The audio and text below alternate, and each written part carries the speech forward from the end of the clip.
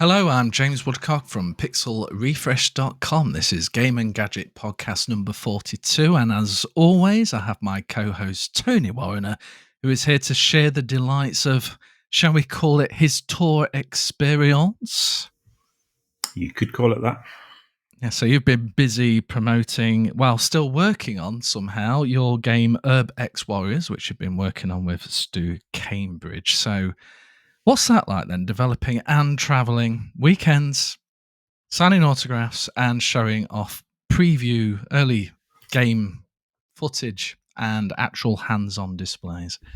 I mean, it's a lot of work, obviously. I mean, there's a big contrast actually between the actual act of developing, which is like sitting in a dark room, not talking to anyone, just thinking and typing occasionally and grumbling a bit and occasionally being pleased and saying that's gone well. There's a big contrast in that and actually going to places and talking to people and standing up and talking all day and being somewhere else. You know, it's about as much of a contrast as you could wish for. So it is actually quite difficult. I mean, it's also quite important because there is no greater test of a game than to put it in front of actual people and make them play it, or invite them to play it and see what happens. You just can't. There's nowhere to hide. If there's, if something that developers do or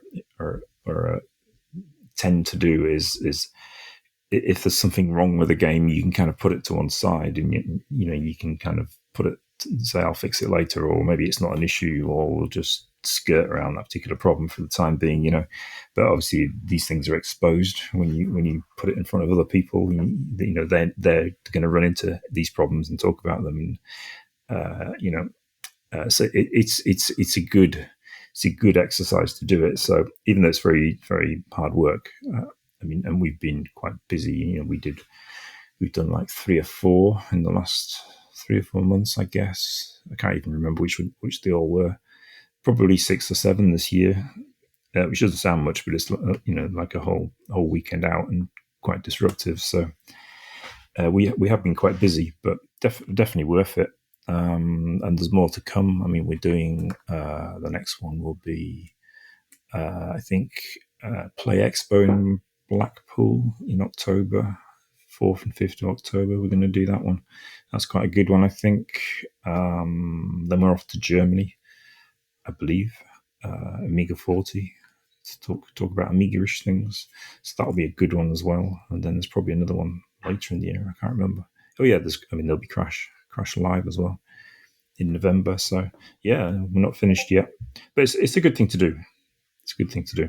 But yeah, hard work. I mean, I find it, the one we just did, Nottingham Video Game Expo, was quite a big, long weekend and a lot of people and a lot of talking. So, and a lot of drinking beer as well in the evening. It takes you a few days to get back to normal, and into the flow of things.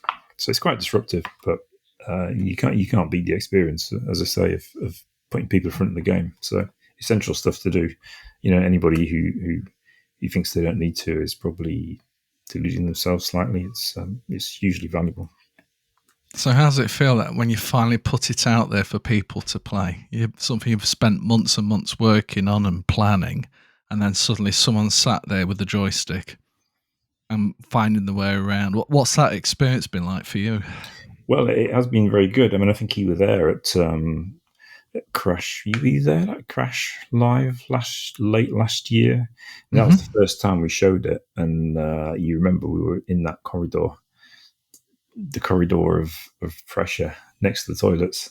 And we thought it was a bad place to be, actually, but it turned out to be extremely good because everybody had to walk past us to get to wherever they were going or coming from. So we actually picked up a lot of traffic.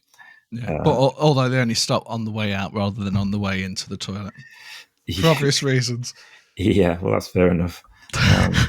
But I mean, you remember, people, what people do at these things, they pick something up and have a look at it, and they expect to play it for a few seconds, and what happened at this game was they kept on playing it and quite often went right the way through the demo, and then they'd turn around and say, "What game is this?" And usually say good things about it. And this happened again and again and again. So it was quite an uplifting experience, really. That whole weekend. I mean, it's kind of Brazen Games legendary thing that happened now, because we often talk about it, because it was, you can say, what would the best thing be that happened on this weekend showing the game, and the best thing did happen. So yeah, it was good. Fantastic. And one of the things I've seen, because you've got a Discord channel and people are in there, they're playing with the demos, and you're releasing them pretty quick. And when I say demos, I think they're more like alpha experiences, so they can get a hands-on and a preview and a feel for what might come, because the levels are in no particular order. They're in a bit of a random place at the minute, just so they can try and dabble with it. Is that fair? Well, it is designed as a demo. Like it is aside from the game. So these are not.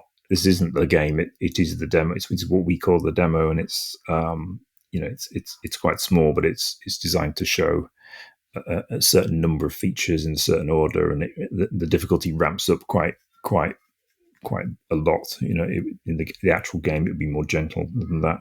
So people do get stuck on the last one and complain about it. But of the 3 levels that we, or 4 levels that we show, 4 levels. But I mean, the other thing about it is, of course, that, as you say, it is been rapidly updated. But that's because really I'm just alpha testing it on the Keeney players, so it's not being billed as a here is the demo of our true worth. Here is the ropey demo that crashes quite a lot, and sometimes it gets better, and then new things go into it, and it disrupts it again, and then it's more flaky and starts breaking, and people are going, "Why is it broken again when it was fixed?" And I'm like, welcome to game dev, because that's what happens. I mean, on the Spectrum version, which is Z80 assembly code, I mean, it is more flaky than you would normally expect, and little things change in the memory map, and it shifts around, and it makes it unstable again. So all these things get tested on people. I mean, there is the PC version as well on the demo, and that is a lot more stable, and people don't come back and say it's broken, because it generally isn't. But the brokenness comes from the sheer difficulty of implementing something like this in Z80 assembly code, So how many people actually test it on something like a Spectrum Next versus the PC version? I haven't counted them. Probably not many. Probably a dozen people on there that regularly play it. I mean, most people will have a look and go, "That's all right, whatever," and then we'll wait for the finished thing. But there's like a core group of people that come back to it every time I release one. I can be pretty certain they'll all play it and take great delight in telling me it doesn't work anymore. Well, one of the things I loved about the Discord was I was watching it, because I've got the notifications turned on, and I saw on one particular occasion someone said, "Oh, there's a bug here," and then someone sort of backed up that was able to replicate, and then you dived in and said, "I'll look at that." And then within a moment, she released another iteration of it. And then they tried that one. And you went, "Oh, no, okay, here's another version." And within that same day, there was probably 3 or 4 different iterations of that same demo. I mean, that's an amazing quick turnaround. You wouldn't normally see that, as in such a live environment where you're taking that feedback and quickly turn it around, so then they can try again and hopefully get past that one area. I mean, how's that? Is that a bit... It's great to have the feedback, but also maybe you're feeling a bit more under pressure because you've got, for the first time, someone live saying in the community, not like necessarily a play tester like you might have had in the past, actually going, "Oh, this is broken. Oh, it's still broken. Yeah. Oh, but it's broken. It's broken differently now." Yeah, I think I remember that day. It was quite stressy because it was some strange bug that had 2 or 3 different things connected with it, and it was crashing in the same place. So I would look at it and think that I've got a solution and test it, and I generally think that I've fixed something before I put another demo out. And then, so I did that, and then it was still broken for some different reason, and the understanding of what was wrong sort of expanded slightly, and then there was another couple of iterations before we finally nailed it. there was some pressure because it's a live demo, so people might be still downloading it. I mean, when I announce it, I know that when I announce there's a new build, people generally download it and play it. So you're suddenly in the middle of that kind of storm of things happening, you know. So if it is broken, then that is the time when people are going to see it. So you can't just go, oh well, I'll fix that tomorrow. You've got to kind of keep on it, really. But the nature of these bugs is that you better off not walking away from them because they can be so difficult to understand especially on the Z80 game that the only way you're going to nail them is if you concentrate 100% on it and keep going, keep iterating it and putting it out there. But it's actually quite good fun. I mean, I quite enjoy it actually. I mean, it's, at the time you're going, bloody hell, you know, this is a bit scary. What's going on? And when you don't know what the solutions are, then it can be quite pressured, you know. But at the end of the day, it was, I think, reasonably well fixed. So, you know, you come out of it and you go, oh, that was good fun, you know. And the demo's fine, and you can walk away from it and have a glass of wine or something, you know, because it's 11 at night, you know. It was good fun. I remember it. Yeah. And how's that compared to the days of like Law of the Temptress, Beneath Still Sky, Broken Sword? That as you'd be playing the game, you would detect bugs and then probably try and solve it there and then. But in terms of playtesting, what was that like as an experience? Well, yeah. I mean, those games, because there wasn't any. Well, there was the internet, I suppose, at some point. Eventually, there was no, like '95. There was internet, wasn't there? When we had it, so you know, the first 2 or 3 games there wasn't anything live. But then we weren't putting out demos anyway. So generally, we played it ourselves, and we might think, oh yeah, there's no bugs in this game. You know, it's great. And then the publishers would come in at the end and they'd say, oh, okay, we're going to have a play of it now and see if there's any bugs.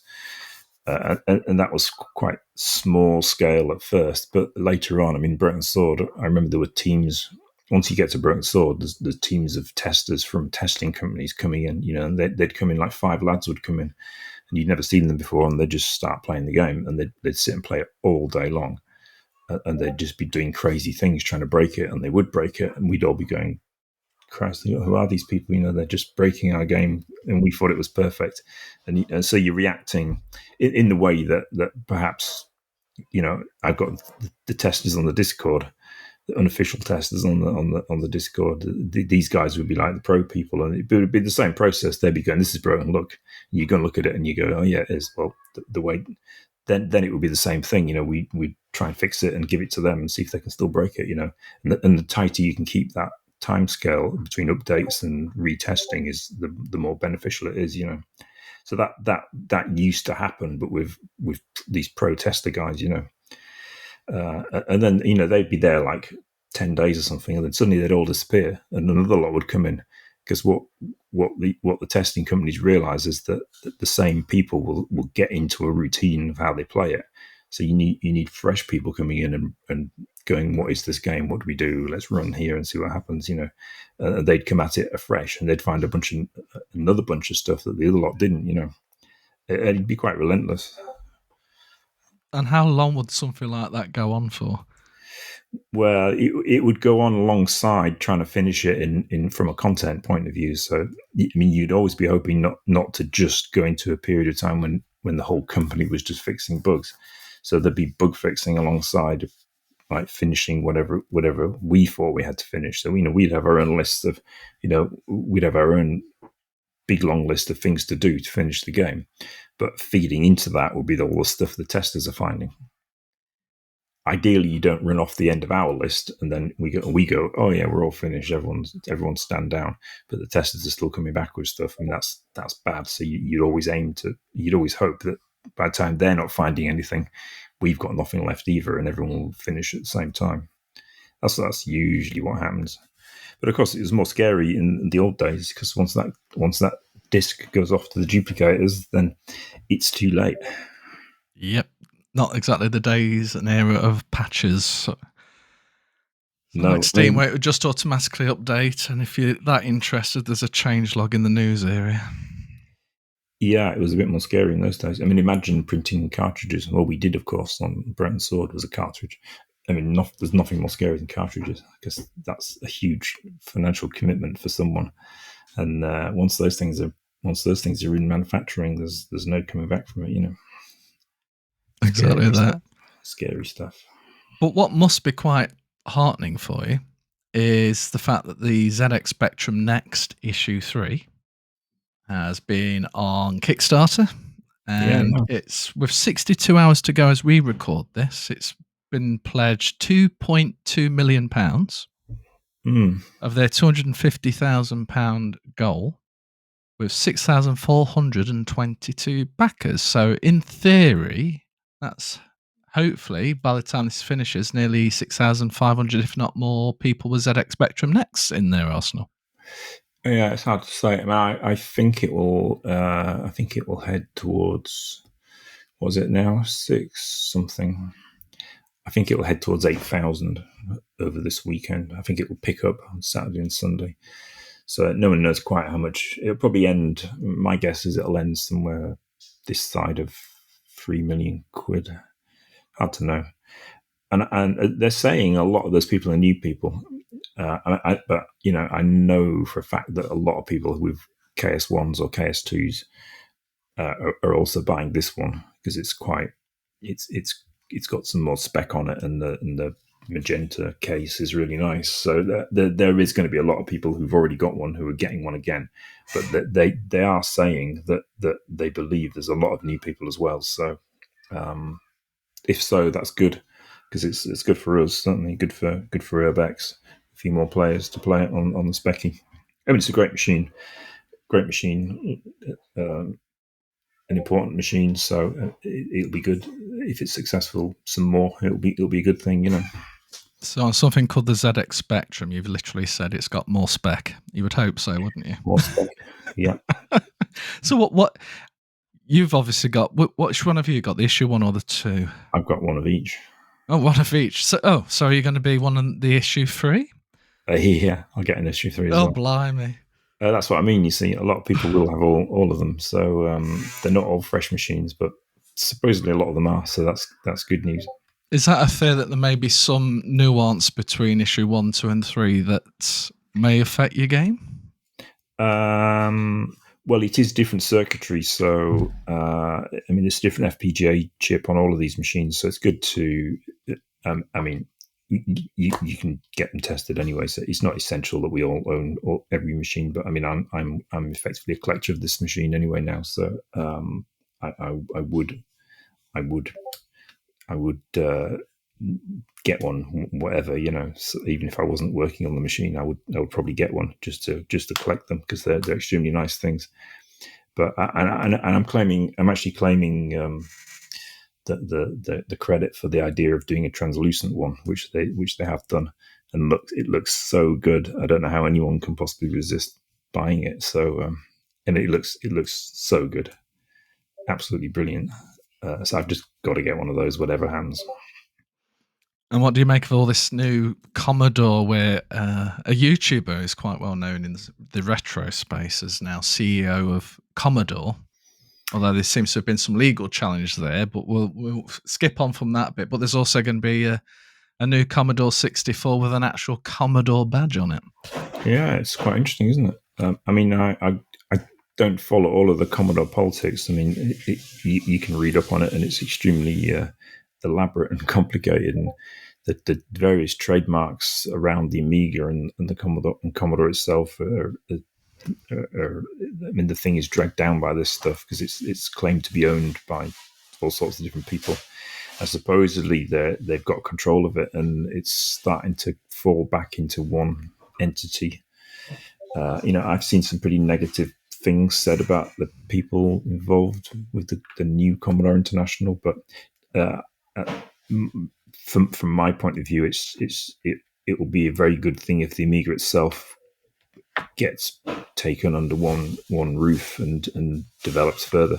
I mean, there's certainly an opportunity for the Amiga to be reborn, I suppose, in the way that the Spectrum has, because they could. I mean, looking at the new Commodore 64 that they've done, which is on a pre-order, I mean, it's they've done it very nicely in that it's an FPGA machine, and it's got so it's effectively it's hardware rather than an emulation solution, which wouldn't have been as good, I don't think.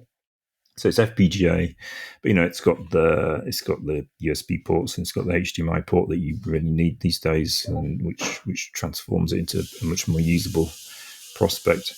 So if they and I know that the I'm plan. sorry, Tony. Just one sec. Is it possible that your wife is just making you dinner?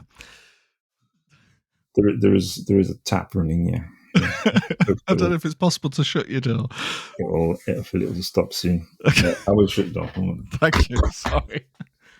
Well, while Tony does that, so yes, there's ironically, as this Commodore has been unveiled and the brand has been purchased, the ZX Spectrum next is also going to support the Commodore 64.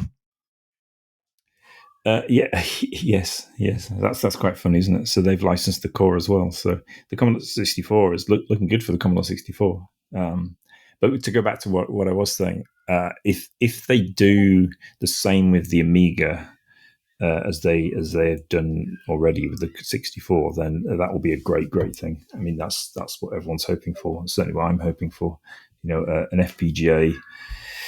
Amiga 1200 to start it off, and then I guess they would develop it from there and beef it up or whatever, bring the blitter up to date, that kind of thing. So yeah, it's pretty interesting. I mean, it could be very successful, because I think there is a good case for home computers. I think the simpler machines that you can just get and program like we used to do, that aren't in effect Linux machines underneath, so yeah, I mean, it's quite interesting, and good for us as developers. Yeah, and let's see what happens. It's really hard to predict. I mean, some people may know the people behind it or have watched, and I don't go in for the tittle tattle. I just want to see what the result of it is at the end of the day, and we won't know that for months, maybe even years, to see what the comes out of it all. So all we can do is wish them luck and all the best, because we all want the Commodore brand to do well in whatever guise it takes. And also for the ZX Spectrum next, issue 3. So it's Tony's certainly excited, and let's hope with its extra transparency, it's going to do very well and hit that 8,000 backer mark as It might well. do, yeah. It might do. So, what about you, James? What have you been up to? What have I been up to? Blimey. I did a little retrolan with a friend. But to be fair, my friend did all the work. I just kind of went up. We wanted that nostalgia hit of where back in the day, you would have carried your big desktop PC, CRT monitor. You'd travel over to a friend. You'd hopefully get quite a few people together. You'd wire them all together in a network, and you'd play games all day. And the novelty is you were all together in the same room. You could laugh and joke. You could literally look at the other person, but not look at their monitor, of course, because that would be cheating. And just have a rather jolly time. The problem is with most of these retro lands is there's a lot of hardware involved when you talk about the actual computers and the monitors and the mice and the keyboard and headphones and speakers and Ethernet cable and switches and a router to give every machine its own IP address. And the list goes on. And by the time you've actually hooked stuff up, usually somebody's RAM's got dislodged along the way, or their graphics card's got dislodged. So you're doing some diagnostics. And we decided we were going to try and take as many of the era machines as we could. So we took sort of Windows XP class machines, so 20, 25-year-old PCs. So I took a couple, plus one that acted as a server, which was a bit more modern, but not that much more modern. And then he took quite a few as well. We didn't take CRTs because we didn't want to do a back-in, so we just took some 4x3 LCD displays, which worked very well for what we were doing. And it was just a bit of a trial to see how much interest we could get for just a few friends going. And in the end, there was about 6 of us total. And we're hoping to expand that in the future. But even with those, what you'd probably say is, if back in the day, 6, if it was just friends close friends, that would have probably been the number you would have had. It was just a lot of fun. So I took my son, he took his friend, and then my friend took some people he knew, and it was just a fantastic time. We're all enjoying playing games like Unreal Tournament, a bit of Quake 3 Team Arena, a bit of Half-Life Deathmatch, and we played for hours and hours and hours in this rented hired room, and we enjoyed it very much. But it was a lot of work. My room is still upside down. You can probably see behind me things are not in their usual place. I need to put it all back tidy. But I think now I've had to pull out all these computers, I need to do what I should have done ages ago and catalog things, label the plugs and all sorts, which means my desk behind me is probably going to be looking like that for a few months until I find time to actually go through and put everything back again. But it was a fun day, but it was a lot of work, a lot of organising. It's about a 45-minute drive to get there. Lovely area, fantastic countryside, not what you'd expect. There was no internet, but who needs internet? We weren't going online. We were playing in a LAN. Yeah. Who needs the internet? Yeah, so it was just nice to step back in time, because when anyone online games now, you either put your headset on and actually talk to people, which I think is more of a rarity because most people will go into a private space to talk, or you just go around without any microphone and you listen to everyone screaming and trash talking and sometimes swearing, which is very difficult when I sometimes go for a game online and someone shouts from a surround sound speaker. I've got quite a hefty center speaker. Someone starts swearing when you're trying to play. Turn it down, turn it down. Not great. So we could avoid all that experience by having people we actually knew. And it was just nice to be in the same room together, because you can't emulate that with a headset. Yeah. I mean, LAN parties were a huge thing, weren't they? I mean, you see photos of like thousands of people in a big hall. Great fun. Yeah, Does yeah. it still happen? I suppose it must do to some degree. I'm sure it must do somewhere. I'm not aware of any myself, but the next one I'd like to look at some point is just Xbox Ones, because they always used to have good LAN games. The original Xbox was the first to get Xbox Live, but it was a couple of years, I think, after its launch. So there was quite a big LAN community. We'd connect them together. And I think Halo 2 and Halo 1 support about 16 players or something like that. Yeah. So they often set them up at these retro shows, don't they? You'll see like a big round thing of Xboxes. Yeah, so they just plug them into a switch, yeah. Pretty much. So they're much easier to sort out than a PC. So as long as your capacitors haven't leaked and ruined the motherboard inside your Xbox, which is prone to happen, we've talked about that in a previous podcast, Xboxes is probably the way to go next. But we'll see. We're quite happy with our XP machines, but maybe Windows 98 should be the next one. Go even further back with some 3DFX Voodoo 2s and stuff like that. Yeah, blimey. Windows 95. Yeah. Windows ME. Yeah, those were the days indeed, until we finally got into the Windows XP NT kernel life, NT4. as it were. I mean, I still think NT4 was the height of peak Windows, really.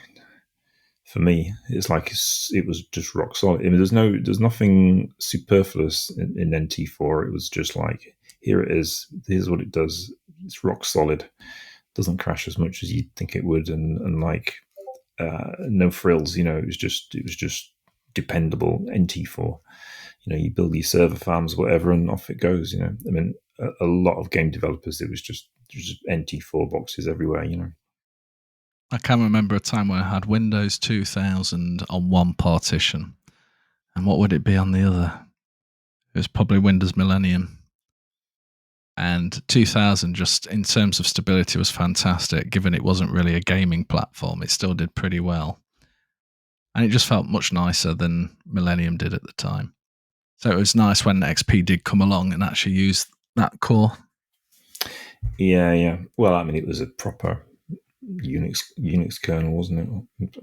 To some description, I think it was built on on a very stable bedrock, unlike the 95 Windows 3, 95 ME, all that stuff. It was all on the very shaky DOS foundations, really, wasn't it? It really was. And ironically, more recently, I guess my laptop, which I actually purchased from my workplace, and it's a MacBook Pro.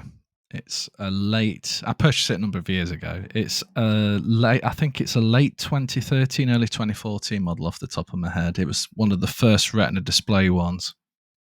And of course, macOS hasn't supported it in quite a few years now. I've not had a full OS update for quite some time, although it seems to have had some security patches, which is good. But there's a great number of apps now that will not get an updated version. I'm stuck. So WhatsApp, I don't think works anymore, and the list goes on and on. So I thought, this hardware is absolutely fine. It's a Core i7 processor. It's got 8 gigs of RAM. This is no slouch, and the screen is still beautiful. But maybe I need to move away from macOS. So it's now got Linux Mint on it. And I have to say, it's not for everyone. Linux Mint is brilliant, but it's the fact of putting it on Mac hardware, the amount of work you need to put in to, one, get the battery optimization working good enough, the fan speed working. It's definitely noisier. As much as I try and control the fan speed with settings, it's definitely kicks in far quicker than it did before. The battery definitely goes down quicker. But, as an operating system, I'm loving it. So bye-bye macOS. I am now Linux on a Mac. Fair enough. I need to look at Linux, actually. I need to get UrbX running on Linux. I'm hoping. I don't see why it won't, but I've already bought it. I've bought a Pi Zero. I reckon it's going to run on that. I just need to set it up and plug it into the monitor. Why not? Well, certainly give that a try. And I've certainly got a Raspberry Pi. I've got a Raspberry Pi 3 actually sat doing nothing there. So that'd be a good thing to put on it as well. So what are you going to do? Just use like the Raspbian Linux distro? Pass?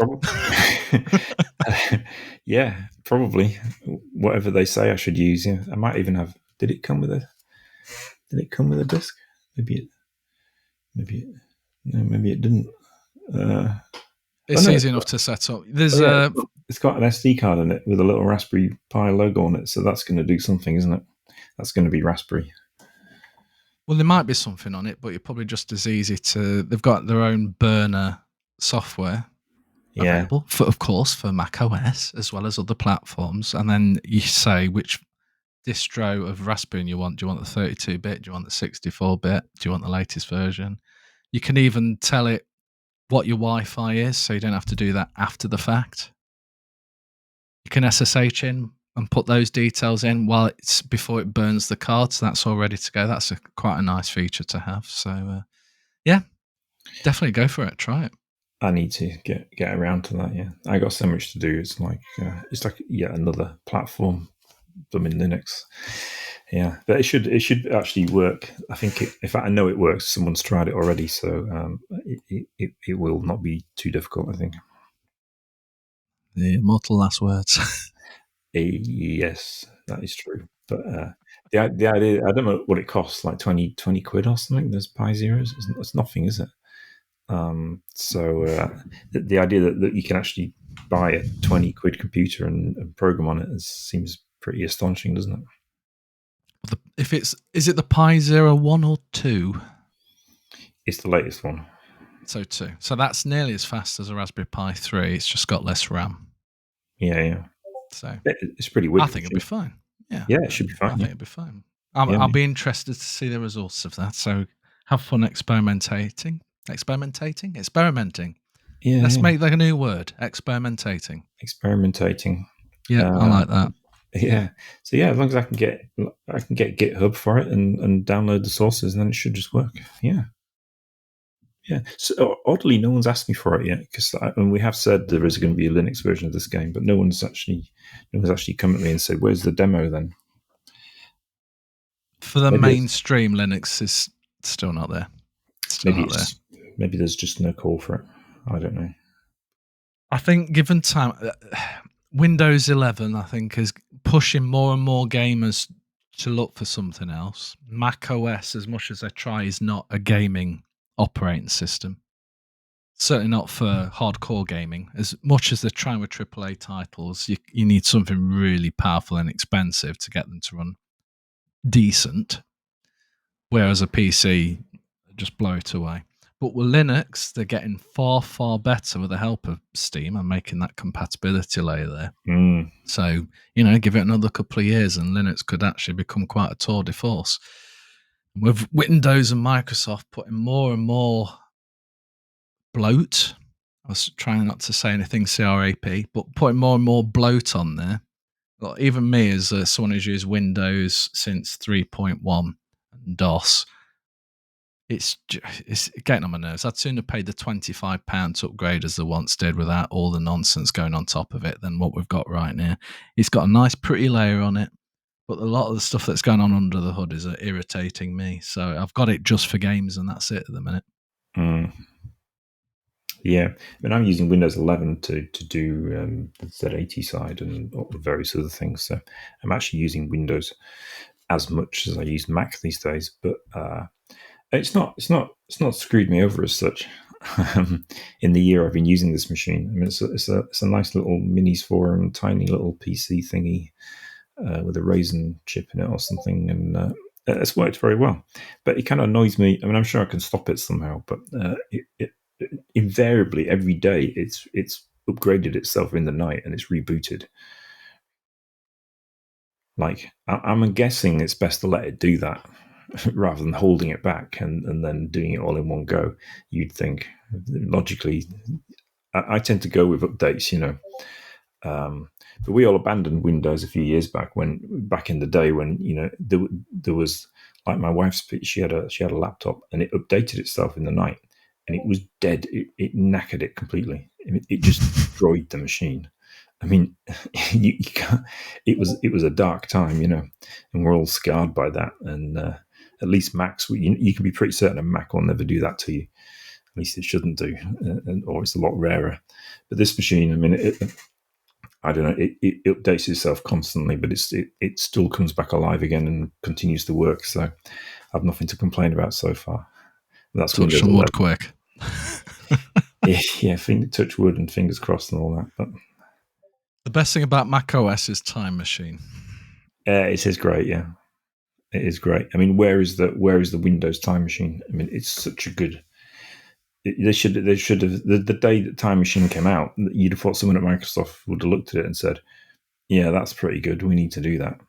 But like, here we are, like donkey's years later, and this, as far as I know, there's no equivalent. I mean, I'm paying Backblaze to constantly back that machine up, so when it does finally blow itself up one night, I'm not completely out of action.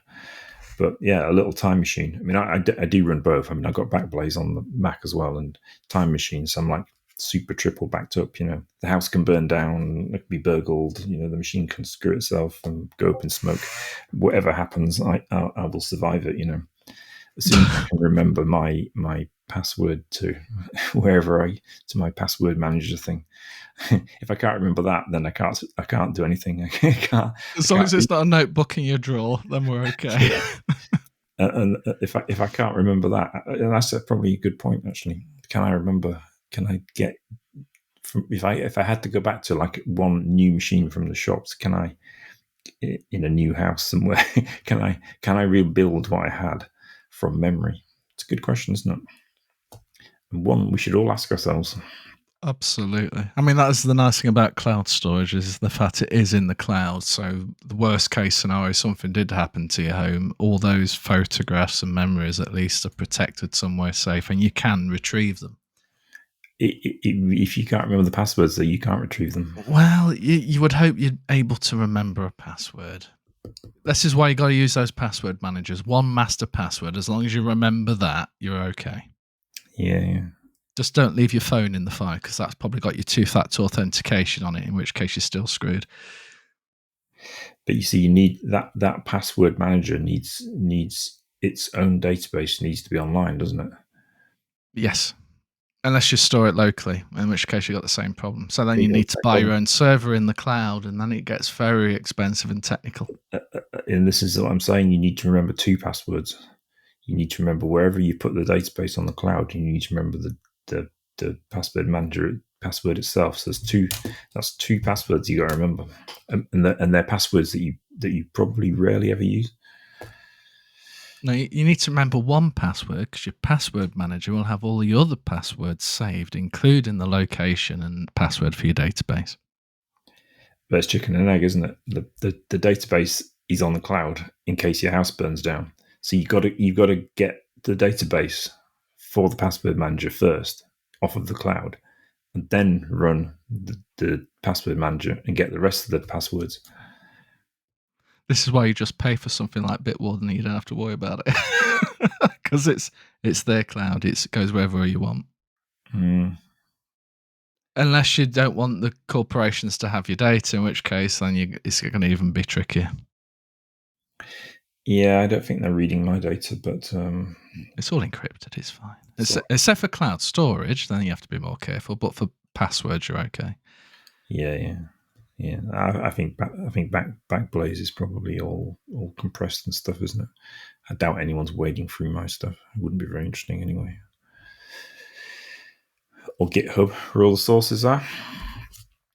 So is that how you're working to build your new game? It's all in your repo? We use GitHub, yeah. The whole thing is there. So I mean, that in itself is a backup, isn't it? That's the beauty of it. When you check in, when you do some days work and then check it in, that is a backup in effect. So in that sense, and because there are other people working on it, like unless all three of if like three houses all burnt down tonight, then that could be bad. But at least the repo of the current work that is impossible to lose because there's different a number of us working on it. So as long as one of us is still all right, we can get the game back at least, so that wouldn't be lost. Long live UrbX Warriors. We have backups. Yeah. I mean, a big nuclear war or something would probably take us all out, but probably if there was a big world nuclear war, the sales would not be too good afterwards anyway. So probably not. But maybe a civilization in 10,000 years would find the source code and then rebuild it, and there we go. It'd be running again. Humanity could finally continue. Yeah. Forget governments. As long as UrbX Warriors is still being played, that's the main thing. Maybe some Arnie type Terminator thing will come back from the future and say, "We come to recover UrbX." Well, I think AI still has a long way to go. We're quite a way off Skynet because me and my wife were having some fun with this the other day. She was trying ChatGPT, and there's a mode where you can press it to be like a voice mode, and it will talk to you, and you ask it something, it talks back. So it's not reading text; it's literally talking, and it's more of a novelty factor. And we asked it a serious question about cooking a particular thing, like a roast beef joint or something like that, and how we would slow cook it, etc. And to make it more real, they're adding the voice to go, oh yes, I would put it in a slow cooker for about 8 hours. So the next instruction we'll give it, please stop saying it's quite irritating. In which case the voice responded, I'm sorry, I will have more smoothness and clarity for you for the next conversation. Like, no, you're still doing it. You're still saying oh yes, I am sorry. Absolutely right. I will stop doing these breaks and You've broken it. Yeah. So sometimes things can be too real. We don't want the unnecessarily falsely added just to try and make it sound more human because it was literally overdone, sadly. But we there should we talk are. about AI in a future podcast. Actually, it's all quite interesting, isn't it? It is. I've dabbled with it quite a lot in the workplace and also personally, and been having some fun. There's certainly some moral and ethical questions around AI, which, let's discuss that in another podcast. But you can't ignore it. It is here to stay. But it's what we do with it next that's important. I think that sums it up, actually. Yeah. Oh, there you go. No podcast needed then. You don't need it. Yeah. James has wrapped it up in a soundbite. Sorry. Yeah. I'm sure there's plenty more to say if we We can dig discuss. into the detail. We can And discuss then yeah. Well, there's AI and there's AI, isn't there? I mean, we're very, very, very against the generative art type stuff. Very against it. But as a super Google, it's remarkable, isn't it? Quite remarkable. it is a super powerful tool if you're using it correctly. I absolutely agree. The generative AI, whether it's for like you're writing an article or something and it's just completely AI, then it's why read it? Because if everyone did that, they'd all be quite generic, feeding off the same sources anyway. It's just slop, isn't it? It is. And it's the same for the generative stuff. I mean, fine, use it for inspiration, use it to give ideas, but do we really need it in the sense of this? We're going to publish this as art? Probably not. So AI can be a great creative tool, actually, to help and give demos of things, of how it could look once it's been built properly. But yeah, I think, again, we're probably straying too deep into this, but with the big corporations laying lots of people off because they're going to use AI, that's only ever going to create a backlash against it for obvious reasons. So, yeah, but we can't, like I say, we can't ignore it. And the pace it is moving along at is immense. Every couple of years, it's major differences. We think, not using generative AI as part of this game development process is actually a selling point. So, we're going to put a big yellow sticker on the box saying no generative AI in this product.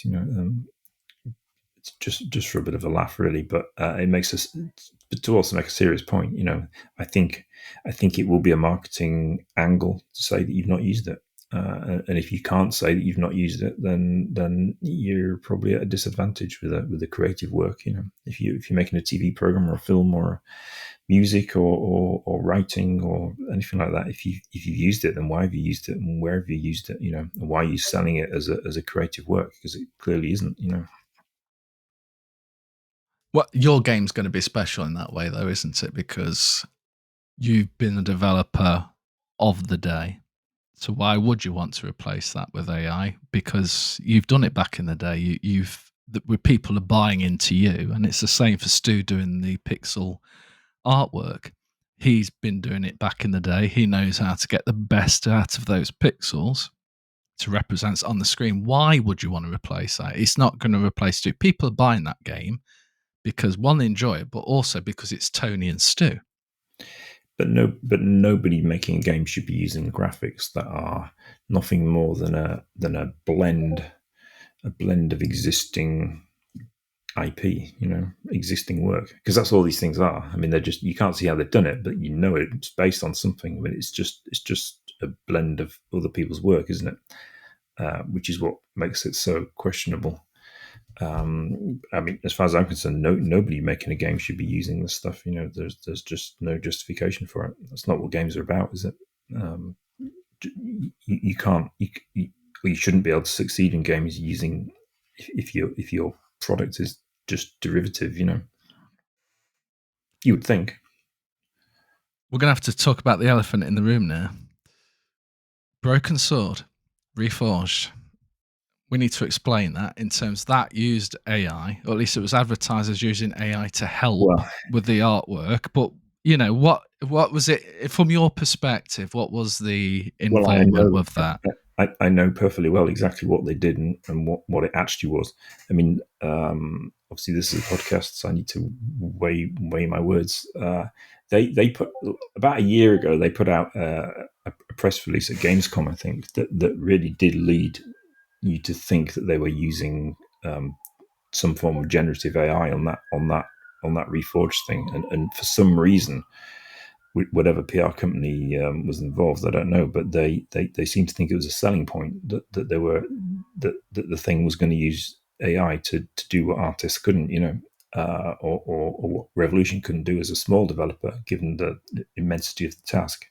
Now, in truth, what they were trying to do was they were trying to develop their own model, an internal model, that they would feed it all of the original line drawings of George and Nico and the other characters, and then have it upscale those original scans into the bigger ones that they were going to redraw, and hopefully as it. But they were so, and also some of them from the sprites as well.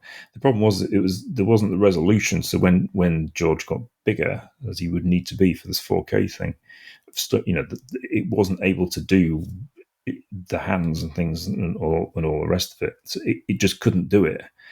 And it didn't, as far as I know, it didn't ever work. And they ended up putting an awful lot of effort into it.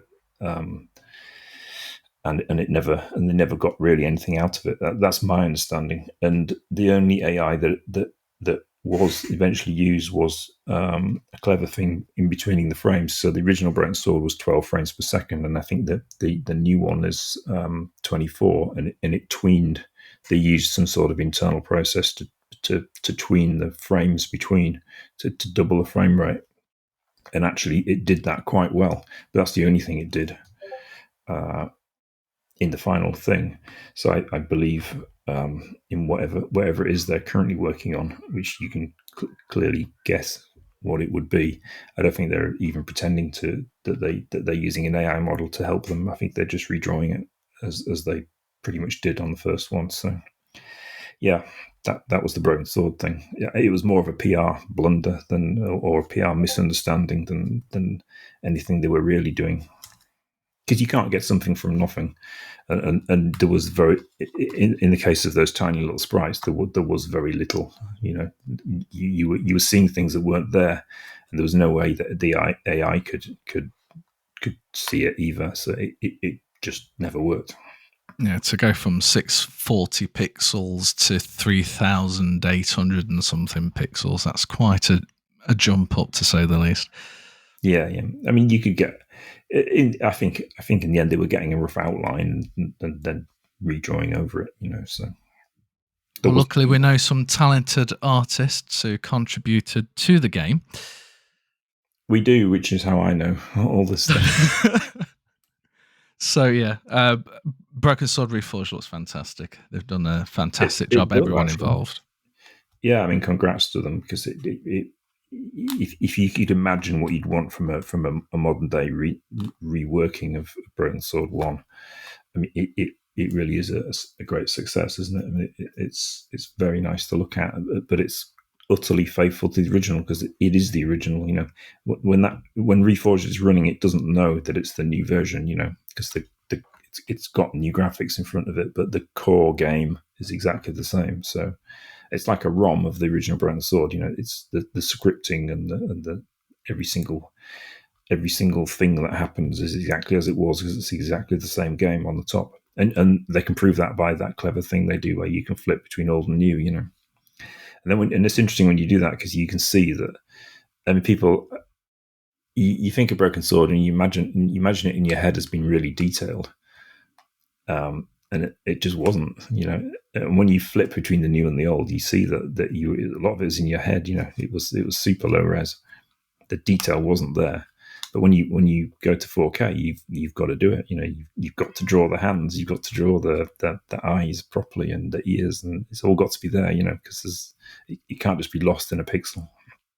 But to be fair to the original Broken Sword, this was the day when we'd still be playing on CRT monitors, and it was a lot more sympathetic. And trust me, when I first played Broken Sword, I thought, blimey, this is graphically impressive. And it helped draw you into the story and everything else that was going on.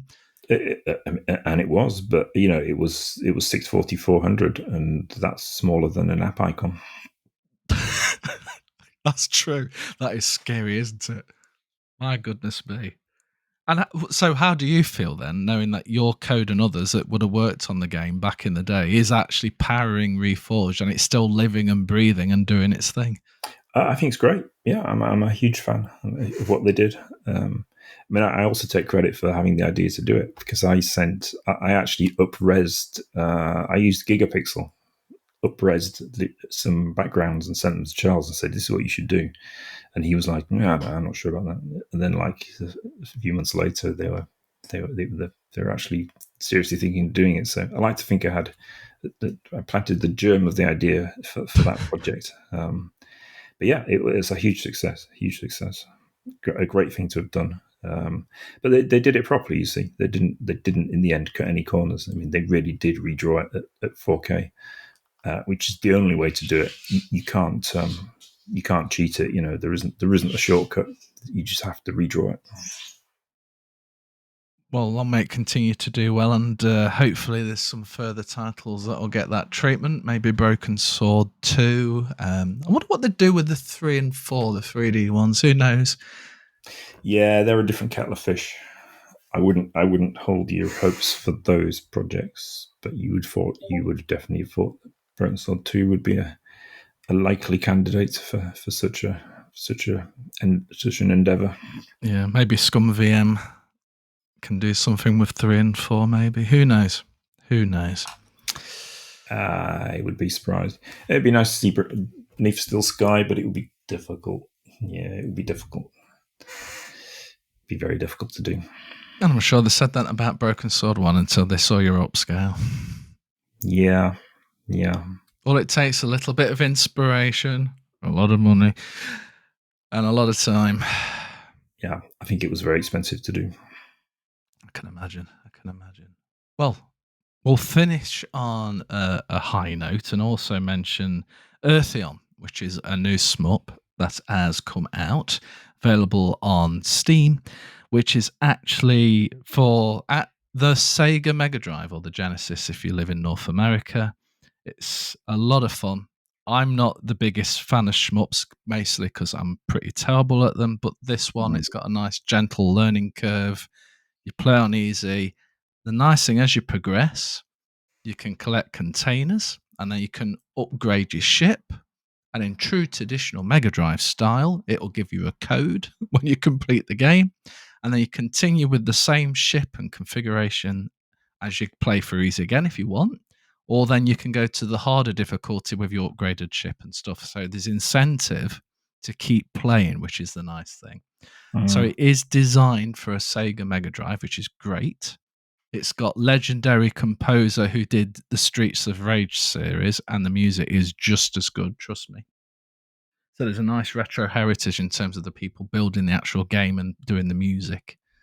But the music's certainly very standout. The graphics are fantastic. There's loads of layers in the background running. Definitely a recommended play.